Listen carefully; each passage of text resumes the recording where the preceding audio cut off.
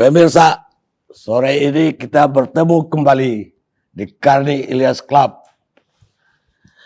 Sampai hari ini COVID, walaupun sudah PPKM, ada penurunan, tapi tipis sekali. Bahkan kemarin terjadi lagi kenaikan setelah landai sebelum. Karena itu persoalan kita sebetulnya belum berakhir. Dan saya ingin mencari informasi yang paling lengkap dari berbagai sumber.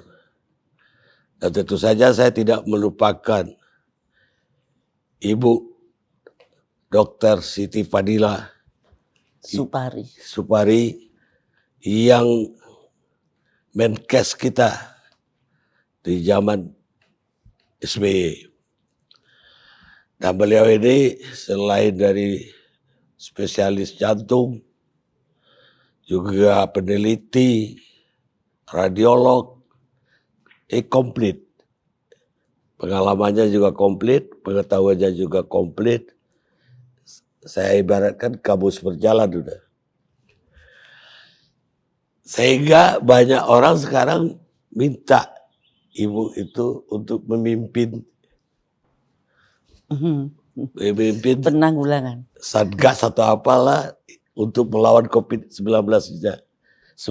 ini. Dan minta Pak Jokowi supaya mengangkat Ibu jadi panglimanya. Saya ingin dengar dari Ibu, apa pendapat Ibu dengan usulan ini. Sampai-sampai anggota DPD RI juga mengajukan ke Pak Jokowi supaya Ibu ditarik dalam tim dan sebagai pimpinan tim. Apa pendapat Ibu? Saya sih mau diminta dan tidak diminta. Setiap waktu saya memikirkan bangsa ini dalam menghadapi COVID. Cuman saya didengarkan apa tidak, lah saya tidak tahu. Lah kalau jadi ketua tim ya harus didengar. Ya mudah-mudahan tidak usah jadi ketua tim pun para pemegang kebijakan tolong lihat YouTube yang ada saya bicara. Saya tidak ada maksud apa-apa kecuali memberikan asupan untuk mengatasi pandemi ini. Jadi saya tidak pandang saya apakah dibutuhkan atau tidak, saya tetap akan bekerja untuk rakyat, untuk memberitahukan apa yang mereka harus tahu dan apa yang mereka tidak perlu tahu, tidak perlu saya terangkan.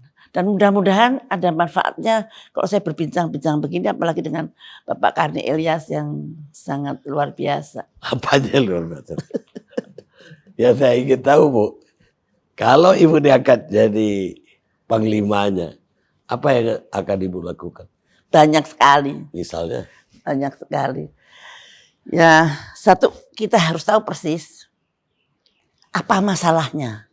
Menurut saya sekarang saya bukannya bukannya tidak menghargai kerja berat pemerintah selama ini. Saya sangat hormat pada pemerintah yang telah berusaha setengah mati lah ceritanya. Tetapi sebetulnya kalau saya lihat langkah-langkahnya itu menurut saya tidak mengidentifikasi masalah dengan tepat. Jadi pemerintah tidak melihat masalahnya apa sih? Misalkan dari tahun berapa itu begitu muncul Maret 2020 kita sudah berapa kali untuk melockdown penduduk, tapi dengan dengan wajah Indonesia, namanya PSBB, PPKM mikro, terus PPKM darurat. Iya, darurat. Dan PPKM darurat itu sekarang muncul. Level 1, level 4. Apanya? Sekarang PPKM level 4, level 3. Dengan tujuan cuma satu, menghilangkan kerumunan. Ya kalau tujuannya menghilangkan kerumunan, tujuannya membatasi human to human contact, sudah dapat. Karena kata Pak Luhut bisa menurunkan pergerakan itu sampai 40%. Tapi Pak Luhut heran, kenapa jumlah kasusnya masih tetap meningkat. Nah, menurut Ibu? Artinya PPKM atau pengkurungan penduduk itu ternyata tidak atau bukan jalan keluar yang baik. Ketika terjadi ledakan-ledakan dan apa yang terjadi pada kita. Karena ternyata kasus masih tetap ada. Padahal yang harus kita tahu persis apa penyebabnya terjadi outbreak. Apa benar karena kerumunan? Mungkin kalau di India masih mungkin karena kerumunan. Tapi kalau di Indonesia itu waktu hari raya itu jauh menurun sampai tinggal berapa persennya gitu. Jadi tidak terjadi kerumunan yang mengagetkan gitu. Kemudian harus berani meneliti. Jadi nggak terjadi outbreak. Iya, outbreak itu apa penyebabnya? Sampai sekarang belum tahu. Nah sekarang Pak Anies bilang, oh DKI menurun. Penyebabnya apa kok turun? Juga nggak tahu. Selalu pakai asumsi PPKM. Asumsi PPKM. Lah, kalau kita menyelesaikan suatu masalah jangan pakai asumsi. Kita harus meneliti dengan betul. Data-data apa yang sudah kita punyai dari tahun 2020 sampai sekarang. Kenapa justru outbreak itu muncul ketika kita vaksinasi mencapai 13 juta. Nah, jangan-jangan ada hubungannya dengan vaksinasi. Teliti, jangan takut. Apakah vaksinasinya kurang banyak, ataukah vaksinasinya mungkin nggak perlu, ataukah vaksinasinya itu ada sesuatu yang terjadi. Karena ada penelitian-penelitian yang menunjukkan bahwa vaksinasi itu juga ada side effect-nya yang kurang bagus untuk mutasi virus dan untuk keganasan virus itu sendiri. Jadi sebetulnya menurut saya belum pas dalam menilai menganggap penyebab. Walaupun Bapak Luhut sudah firm mengatakan bahwa sudah terjadi penurunan pergerakan masyarakat, tapi pasien masih tetap meningkat. Iya. Ya. Bahkan bulan lalu sampai nggak ada tempat di rumah sakit. Ya itu. Memang ini sifatnya aneh, tidak seperti virus biasa. Outbreak itu terjadi satu eksplosif. Sama dengan yang di Singapura, sama dengan yang di Amerika, sama dengan yang di Wuhan sekarang. Di mana Nanjing apa Wuhan, nanti dekat Wuhan sana. Terjadi juga pada waktu yang agak sama. Kemudian eksplosif, kemudian berdampak pada masyarakat banyak dalam saat yang mendadak. Dan bersamaan. Ya karena saat yang mendadak kepada masyarakat yang banyak, maka dimanapun kolaps. Meskipun di Singapura juga kolaps, Amerika juga. Sekarang Amerika 100.000 per hari. Mana? Amerika. Lah Amerika. Maka dari itu. Dan lucunya penyebabnya tetap Delta. Iya. Bagaimana Delta bisa terbang sedemikian cepat. Jeduk. Nah itu. Kenapa kok nggak ada yang mikir? Ya tapi pastilah mereka teliti juga Bu. Amerika lah. Apakah itu sesuai dengan epidemiologi atau karakter virus itu untuk menyebar? Kalau memang tidak sesuai dengan karakter virus untuk menyebar, pikir dong. Tapi kalau saya ngomong ini pasti orang itu lagi misalkan. Saya selalu berpikir bahwa pandemik ini asli, natural ataukah bikinan. Menurut Ibu kalau dibikin natural mestinya perjalanannya tidak seperti itu. Ini yang akhir-akhir ini India, Indonesia, Singapura, nah, itu pada aneh dan mestinya kita manfaatkan tuh virolog Ekman untuk mengeksplorasi virus pada waktu Malda itu berkarakter seperti apa, dari mana dia datang, kemana dia pergi, karakternya seperti apa. Kira-kira sama enggak yang ada di Singapura? Sama enggak dengan dari Amerika? Kalau sama ya kebangetan. Dunia segini lebarnya, hawa kita berbeda. Lah kok bisa agak sama? Nah kalau ini bikinan, sampai kapanpun kita hanya akan menunggu outbreak berikutnya. Nah. Baik kalau bikinan, tapi sekarang udah gak dibikin lagi. masih kita akan mengalami outbreak juga. Belum tahu jawabnya, mau tidak ada yang mengeksplorasi virus-virus yang ketika meledak itu. Menurut Ibu? Dan saya tanya ke Pak Ekman, Bapak Amin Subandrio itu katanya beliau bisa memforensik virus yang ada di situ. Tadi banyak informasi yang bisa kita dapatkan. Yang saya selama ini hanya tahu pemerintah itu hanya fokus pada orangnya jangan ngumpul, orangnya jangan deketin, seolah-olahnya itu. Nah ternyata setelah diberikan PPKM darurat ternyata masih juga meningkat. Nah itu hal-hal kayak begitu, itu mestinya harus diteliti lebih lanjut. Saya kemarin dengar Bapak dengan Anies, dengan Gubernur Anies. Ya. Nah itu dia dengan happy-nya bahwa dia berhasil. Sekarang mesti Bapak tanya, apa buktinya Anda berhasil? Naik lagi. Turun katanya. Apakah tracing Anda juga turun? Iya, tracingnya juga turun. Nah, kalau tracingnya turun, ya pasti itunya turun. Kalau nggak ada tracing, mungkin nggak ada pasien baru. Nah, gitu Pak. Nah, sekarang yang penting itu harus bagaimana ke depan gitu ya. Ya tunggu dulu. Ke depan ini kan sekarang pemerintah mendatangkan tidak hanya Sinopharm, tapi juga mendatangkan Pfizer, AstraZeneca, mendatangkan Moderna juga. Nah, Ibu tadi kan berpikiran bahwa ini dibikin.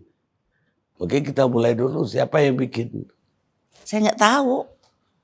Kalau saya yang ditanya, mestinya pemerintah atau itu yang mencari tahu gitu. Karena di Wuhan dituduh lah Cina. Dibikin itu dalam konotasi, kalau zaman kuno dibikin itu terus bilang gitu. Tapi kalau zaman modern seperti ini, misalkan dari karakter-karakter virusnya yang dari jauh-jauh hari yang sudah direncanakan sedemikian rupa, saya tidak concern banget apakah ini dibikin atau tidak dibikin, tapi yang terjadi di antara kita sekarang sudah kayak begini. Kita kalau dulu saya maju memerangi protes pada WHO dan saya bisa membuat negara-negara lain mendukung saya, sehingga WHO dengan elegan dia mundur teratur. Jadi saya bertanya atau protes pada WHO bukan dengan cara yang kampungan lah ceritanya, tapi dengan cara sesuai dengan diplomasi dunia, sesuai dengan sopan santun dunia, dan kemudian sekian persen, 80% menteri-menteri kesehatan dari dunia itu mendukung Indonesia sehingga didengarkan. Nah kalau sekarang kita proses sendiri, ya pasti nggak akan bakal didengarkan gitu. Baik, kalau dia dibikin, apakah mungkin hilang sendirinya seperti flu Spanyol? Apanya? Kalau seandainya virusnya dibikin oleh manusia, bukan alami, apa mungkin bisa hilang sendiri kayak flu Spanyol? Iya, tergantung yang bikin. Oh. Dia masih punya kebutuhan enggak untuk membuat pandemi? Kalau mereka masih punya kebutuhan politik, kebutuhan ekonomi untuk membuat pandemi, ya pandemi akan teruskan. Kalau analisa Ibu, apa untungnya bagi mereka membuktikan? Ya pasti ada untungnya. Kalau tidak ada untungnya pasti tidak akan mengerjakan. Yang jelas bukan satu negara. Orang banyak memikirkan apakah ini Amerika, apakah ini Cina. Untuk saya, dua-duanya itu adalah korban. Korban yang baik. Ini pandangan saya, belum tentu betul. Ya analisa lah. Analisa saya, ya itu. Menurut saya itu pun korban. Kalau nggak korban sekarang masa lockdown lagi begitu. Lockdown itu sakit untuk satu negara maju pun. Gitu. Iyalah, di Australia aja demo. Saya senang dengan Pak Jokowi untuk tidak memilih lockdown, walaupun dia di demo untuk bikin lockdown. Orang yang demo itu mungkin nggak tahu lockdown itu artinya kita 100% duduk dengan mereka. Bukan hanya mencegah pergerakan orang, tapi nggak begitu lockdown, perintah dari mereka itu akan bersambungan terus. Tapi Bapak Presiden PSBB, nah itu bagus. Walaupun ada sebagian yang menilai karena pemerintah tidak mau memberikan uang pada rakyatnya yang di lockdown. Tapi rakyat Indonesia kan berbeda dengan bangsa-bangsa yang lain.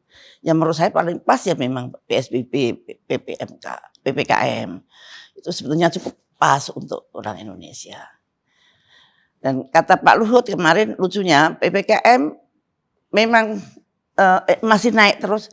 Ternyata pergerakannya berkurang, ternyata terjadi klaster di rumah.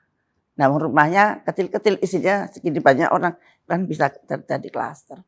Klaster di rumah. Jadi maka jumlahnya naik kemarin, Pak. Nah, sekarang bagaimana dong depannya? Nah, itu pertanyaan saya. Nah, Bagaimana harusnya kita ke depan? kalau pemerintah tidak bisa memprediksi kapan terjadinya outbreak lagi, kapan terjadinya, di mana akan terjadinya, kemudian dari mana terjadinya, itu kalau pemerintah tidak bisa mempredik, maka kita harus merubah kebijakan, yaitu dengan fokus. Satu, turunkan angka kematian, turunkan case fatality rate, kematian karena COVID harus turun. Semua biaya, semua usaha, semua ahli-ahli fokus ke situ. Bagaimana menurunkan case fatality rate di rumah sakit. Perhatiannya bukan pada penularan lagi. Karena kita tidak bisa mengendalikan outbreak itu datang. Kita tidak bisa jangan ke sini, nggak bisa. Itu mau ke sini kita ke sana, nggak bisa. Jadi kalau datang ya datanglah, kena ya kena lah. Nah, kalau seperti itu, maka jangan sampai mati. Menular nggak apa-apa, asal jangan mati. Wah, kalau sampai case fatality nol di rumah sakit, maka rakyat tenang banget. Sakit juga apa-apa, salira mati, misalkan begitu. Kayak flu aja. Ya kayak flu aja. Caranya bagaimana? Kita harus satu, obat-obatan, cara ngobatin harus dievaluasi lagi. Kenapa selama ini case fatality-nya setinggi ini? Sekarang kita harus turunkan. Kedua, pemerintah harus memikirkan bagaimana membuat imunitas individual itu tinggi. Seperti Bapak vitamin D3-nya 99. Wah, itu harus semua rakyat mempunyai imunitas individual yang canggih. Ya, makanya pemerintah push kita divaksin supaya imunitasnya naik. Tapi nyatanya ya divaksin. Kemarin Pak Luhut saja sudah mengatakan sangat sulit mencapai herd immunity. Jadi vaksin itu adalah untuk mencapai herd immunity. Ya. Nah, herd immunity itu tercapai kalau 70%. Dulu 181 sekian, sekarang 200 juta. Cita-citanya pemerintah. Itu kalau semua sudah divaksin, maka akan terjadilah kekebalan di 70. Semua orang lupa bahwa tidak ada satu vaksin pun yang mempunyai efikasi 100%. Nah, jadi yang diharapkan selalu akan menjadi kebal, ntar dulu gitu. Yang 92% punya 95% pun begitu disuntikkan pada manusia juga belum tentu 95%. Dan ada jangka waktu lagi. Nah, tergantung dari kekuatan kita, tergantung dari waktunya dan sebagainya. Nah, jadi vaksin apakah menambahkan imunitas? Mungkin ya, dalam arti terbatas. Satu waktunya, dua jenis virusnya, tiga kekuatan individu sendiri, bagaimana dia bisa mengindus antibodinya. Dan antibodi yang ada di dalam tubuh karena vaksin itu akan keluar kalau dia diindus oleh virus yang sama dari virus yang dibuat untuk vaksin. Lah kalau dulu kita dikasih Pfizer maupun semua vaksin ini kan dibuat dari virus Wuhan. Pada tahun berapa? 2019 kali atau 2020. Lah yang sekarang yang datang virus Delta. Delta, Beta, Ada lagi Lambda. Lambda. Nanti lambda sebentar lagi. Padahal virus Bapak, vaksin Bapak itu virusnya Wuhan. Wuhan. Jadi kalau gitu Ibu sampai hari ini belum vaksin Sinovac, Sinopharm segala macam itu. Anak-anak saya semua vaksin Sinovac dan yang dokter tambah Moderna. Tapi kalau saya tidak bisa divaksin dengan vaksin konvensional karena saya punya komorbid yang cukup bermakna lah. Sehingga saya harus pakai vaksin Nusantara. Oh, gara-gara komorbid, bukan karena nggak percaya dengan vaksinnya. Ya karena saya komorbid. Tapi Ibu tadi nyinggung vitamin D3. Apa memang D3 lebih efektif? Jadi ada penelitian-penelitian yang hasilnya mengatakan bahwa vitamin D3 itu sangat relevan, sangat berhubungan erat dengan severitas COVID. Jadi kalau ada orang yang menderita, maka kalau vitamin D3-nya dia rendah, biasa itu mati. Jadi ada suatu penelitian begini, dia kumpulin beribu-ribu pasien dari beberapa rumah sakit, terus diukur vitamin D3-nya dalam darah. Kemudian pasien itu diikutin, jadi dari kohort ya. Diikutin, ada sebagian yang mati, ada sebagian yang survive. Ini semua pengobatannya sama begitu. Ada sebagian yang ringan banget. Dan ternyata yang kadarnya di bawah 20 itu 20% biasanya meninggal ya. meninggal. Ya. Jadi harus di atas 30. Ya, harus di atas itulah 30 40. Malah kata seorang ahli bahwa kalau bisa 80 lebih bagus lagi, Bu. Bisa-bisa tidak bisa sakit. Padahal Pak Karni 90 ya. 99,7. Itu minumnya berapa kali? Berapa nanogram per day? 10.000. Oh 10.000. Dalam berapa bulan? 3 bulan ada. 3 bulan. Oh lah kok cepat ya? Saya 5.000 udah tahun juga ada. 10.000 aja Bu. Dari Amerika. Iya, saya satu kapsul. Iya. Mas saya belum pernah lihat yang 10.000. Putih kapsul. Saya minumnya 5.000. Jadi Ibu lebih percaya itu dibanding vaksin sekarang ini. Jadi Anda mempunyai daya tahan atau imunitas yang cukup tinggi.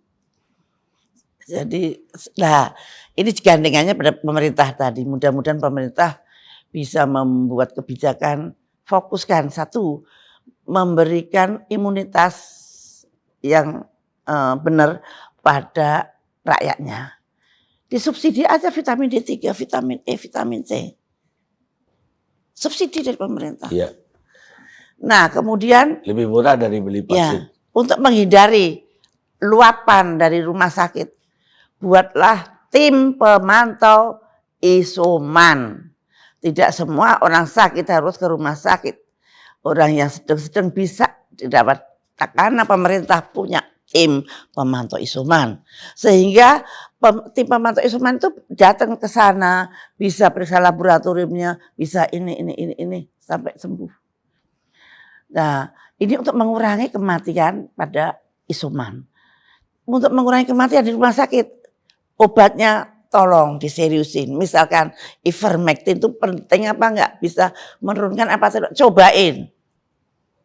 Coba aja. Kalau sekarang udah jalan, udah alhamdulillah. Kalau itu jalan, insya Allah case fatality-nya akan turun. Begitu case fatality-nya turun, rakyat itu happy. Waduh, sekarang kayak flu biasa, nggak usah perlu takut. Terus yang ketiga, tetap pakai prokes. Prokes harus lebih disiplin dan jangan kemana-mana kalau memang tidak perlu banget. Nah, itu prokesnya harus betul-betul dijalankan. Yang keempat, komorbid. Pemerintah harus bertanggung jawab pada komorbid. Komorbid dikumpulkan, diberikan pengobatan gratis ke puskesmas agar komorbidnya terkendali. Sehingga tidak meningkatkan kematian ketika mereka mendapatkan infeksi COVID-19. Jadi Itu yang sekarang pemerintah belum melakukan. Jadi kalau kita akan menghadapi ke depan, saya yakin akan terjadi outbreak lagi. Dan outbreaknya belum tentu Delta, mungkin Lambda, mungkin Kappa, mungkin apa lagi, kita nggak tahu. Ya negara-negara maju aja outbreak dulu. Lah karena kita tidak tahu kenapa terjadi outbreak. Ya seperti saya bilang tadi, Amerika aja outbreak Iya. lagi.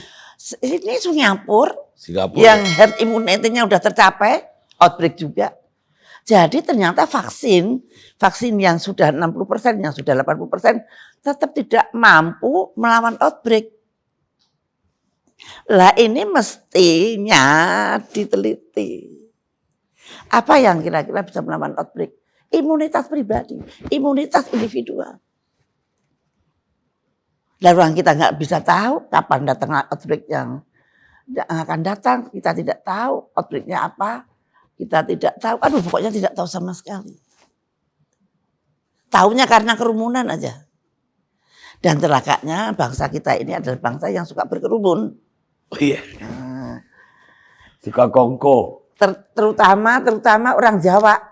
Orang mangan anggere kumpul. Lah itu ciri khas, itu karakter dari orang Jawa itu kan bagian yang terbesar dari bangsa ini. Lah barangkali kebudayaan itu juga yang Menular kayak lain budaya itu. Tapi nggak apa-apa. Mudah-mudahan kumpul-kumpul, tapi kalau pakai prokes, insya Allah nggak akan ketularan. Prokes itu penting sekali karena mau virus Delta kayak mau virus Lambda, kalau akan masuk ke tubuh kita melalui hidung. Lah kalau hidungnya ditutupin kan udah beres. Mulut. Kalau hidungnya dimaskerin kan udah beres sebetulnya. Harusnya. Iya. Tapi banyak juga yang udah pakai masker kena juga itu. Yang kena juga ya. Iya Bu. Ya mungkin dia terkena pas gak pakai masker gitu. Gak mungkin kok pakai masker kena tuh. Karena virus itu lurus aja begitu, bukan nih ada masker tak belok sini, nggak bisa. Virus gak bisa belok-belok. Jadinya tidak airborne kan? Ibu kan dulu bilang nggak airborne virus. Ya. Lebih droplet. Iya. Dulunya karena droplet. Yeah. Nah kalau droplet kan begitu kan udah nggak nyambur-nyebur. Yeah. Yang sakit juga nggak nularin, yang lain juga nggak ketularan gitu. Baik, ada mungkin yang Ibu perlu tambahkan baik untuk publik maupun untuk masyarakat. Ya. Pemerintah. Usulan pemerintah. Sebaiknya pemerintah mulai menggeser kebijakannya dari yang sekarang ke arah ke arah pencegahan penularan menjadi ke arah mengecilkan kematian di rumah sakit. Nah, jadi mencegah supaya tidak mati. Anda boleh ketularan tapi tidak boleh mati. Pemerintah sudah bisa membuat angka kematian dari nol lah. Itu adalah arahan dari mulai sekarang, karena kita tidak bisa mempredik kapan terjadinya new outbreak, apakah Delta, apakah Lambda, kita nggak tahu sama sekali. Tidak ada yang bisa dilacak dari itu. Nah, kemudian maka dari itu kita akan memfokuskan pada perlindungan individu.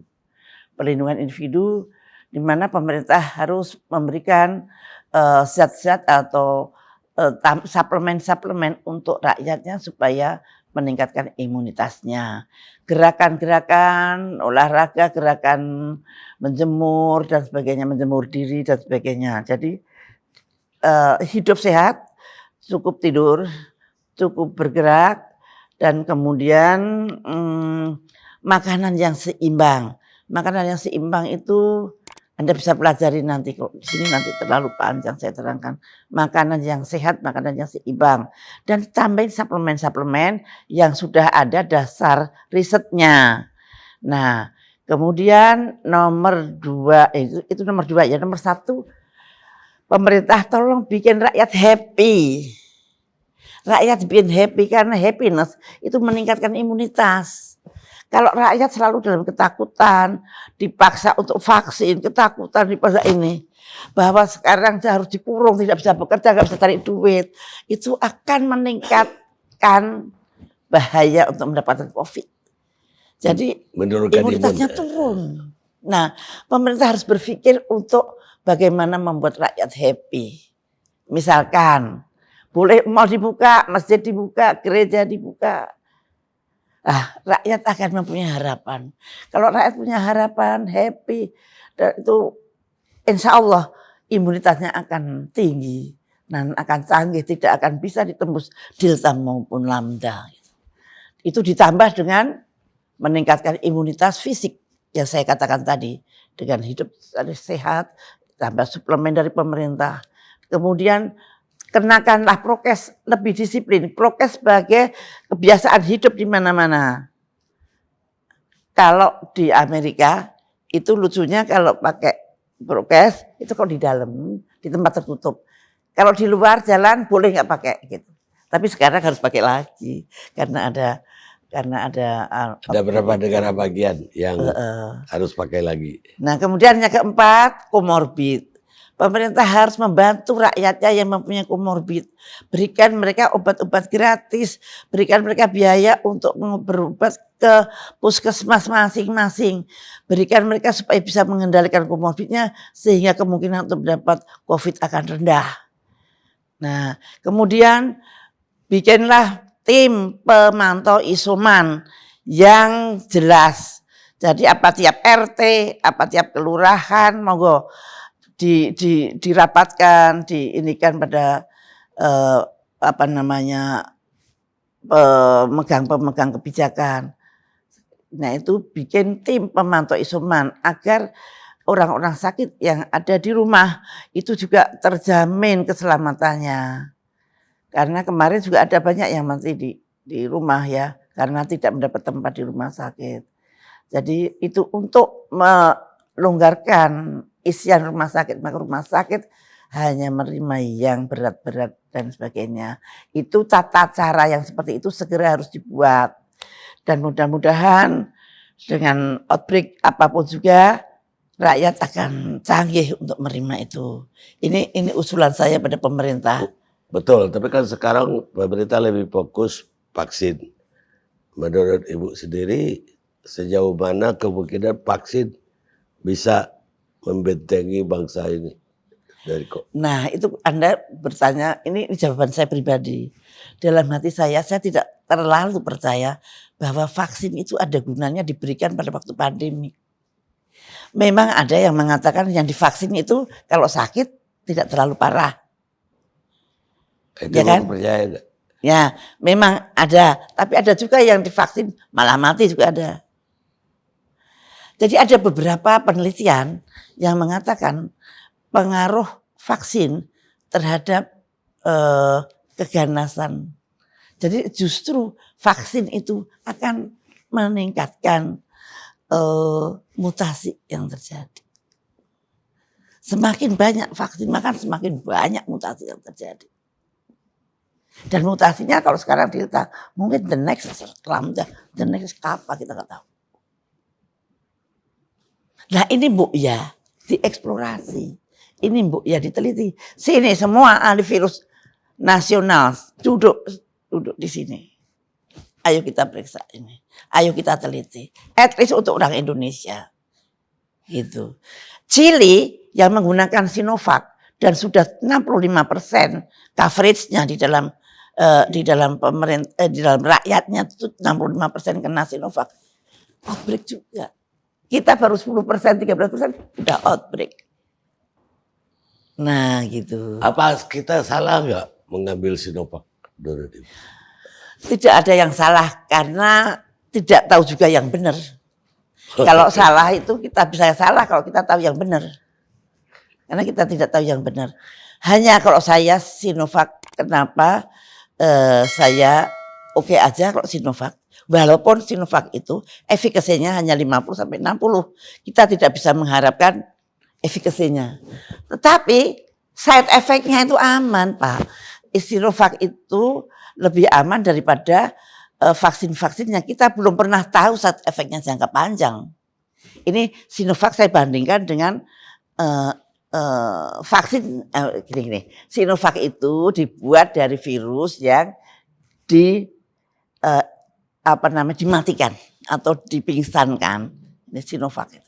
Virus the whole virus yang kemudian disuntikkan. Nah, kalau AstraZeneca itu DNA. DNA dari virus COVID itu yang dimasukkan ke kita. Pakai virus adenovirus.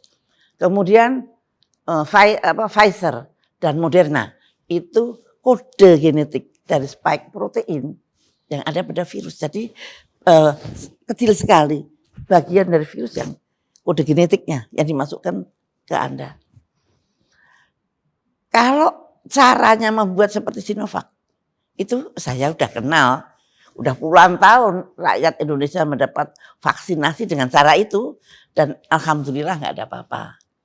Tapi yang diberikan DNA ataupun mRNA kayak Pfizer. Di dunia ini belum ada contohnya. Ini baru sekali. Baru pertama kali di dunia diaplikasikan. Lah nanti 10 tahun lagi ada side effect-nya nggak tahu. Bagaimana saya harus mengatakan benar dan salah? Bukan benar dan salah, kita tidak tahu. Ya tapi semua negara lain di dunia nggak mau terima kita kalau kita baru Sinovac.